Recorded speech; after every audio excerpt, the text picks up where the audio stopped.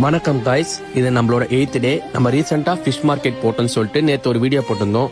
நம்ம என்னென்ன ஃபிஷ் வாங்கியிருந்தோம் பார்த்தீங்கன்னா கோய் கப்பி, அதுக்கப்புறம் பார்த்தீங்கன்னா ஃபுல் பிளாக் கப்பி, அதுக்கப்புறம் பார்த்தீங்கன்னா டம்போ ஏர் கப்பி ஆயிட்டு. அதுக்கு வந்து பார்த்தீங்கன்னா எந்த மாதிரி ப்ரீடிங் செட்டப் பண்ணணும்னு சொல்லிட்டு எல்லாமே இந்த வீடியோவில் வந்து காட்டுறேன். இது வந்து பார்த்தீங்கன்னா நம்ம சின்ன சின்ன டப்லையும் அதுக்கப்புறம் நம்ம வீட்டில் இருக்க சின்ன சின்ன பாக்ஸை பற்றி நம்ம யூஸ் பண்ணி இதை ப்ரீடிங்க்கு வந்து யூஸ் பண்ணிக்கலாம்னு சொல்லிட்டு தனித்தனியாக விட்டுட்டோம்.